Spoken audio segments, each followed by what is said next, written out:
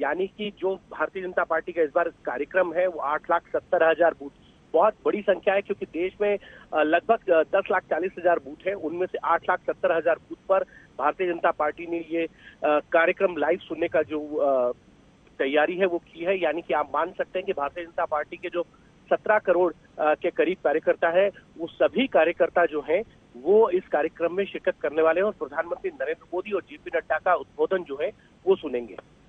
यानी कि ये माना जाए कि वर्चुअली शिरकत करेंगे कई राज्यों के सीएम और साथ ही देश भर से कार्यकर्ता तो जुटे ही हैं। बड़ा और भव्य कार्यक्रम है जिसमें अब हम देख रहे हैं कि धीरे धीरे सब सीटेड हो गए हैं और इंतजार हो रहा है आगे के कार्यक्रम का। लेकिन इस बीच हिमांशु, ये जानना भी बेहद जरूरी है कि बीते कुछ सालों में जब से कोरोना की शुरुआत हुई, कहीं ना कहीं थोड़ा मध्यम रहा ये इस तरह का आयोजन। इस बार क्या इसको भव्य बनाने के लिए कुछ खास इंतजाम किए गए हैं? कैसी है वहां की तैयारियां? देखिए, भारतीय जनता पार्टी में तैयारी है। जो भारतीय जनता पार्टी के केंद्रीय नेता हैं वो भारतीय जनता पार्टी के दफ्तर के अंदर है, जेपी नड्डा वहां पर है और हर प्रदेश के अंदर प्रदेश अध्यक्ष, उनके संगठन मंत्री या उन जो प्रदेश के पदाधिकारी हैं वो साथ रहेंगे। हर जिले के अंदर ये कार्यक्रम है, हर बूथ पे कार्यक्रम है नया। तो ये एक तरीके से अपने कार्यकर्ताओं का मनोबल बढ़ाने का काम है देश भर के अंदर।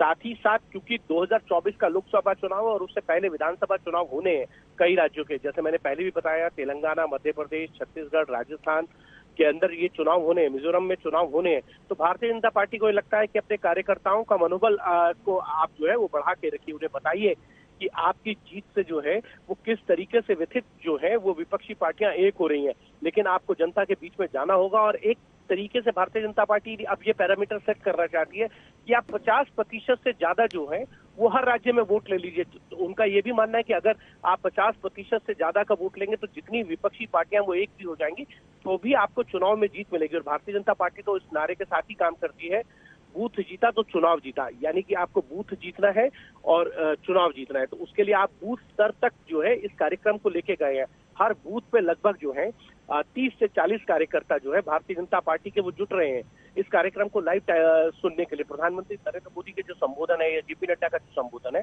वो सुनने के लिए। और आज भारतीय जनता पार्टी जो है 43 वर्ष की होने जा रही है।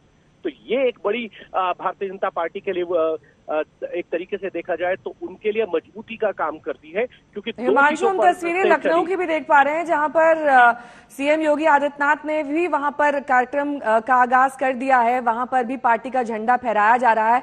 यानी कि देश भर में जो अहम राज्य हैं बीजेपी के लिए, वहां पर सीएम समेत तमाम कार्यकर्ता जुटे हुए हैं और थोड़ी देर बाद ये वर्चुअली शिरकत करेंगे इस पूरे कार्यक्रम में, ताकि पूरे देश के उन सीएम और उन बूथ लेवल के भी कार्यकर्ताओं को इस पूरे कार्यक्रम में सम्मिलित किया जा सके, जो कहीं ना कहीं थोड़ा बहुत ही सही अपना योगदान देते हैं, पार्टी को मजबूत बनाते हैं।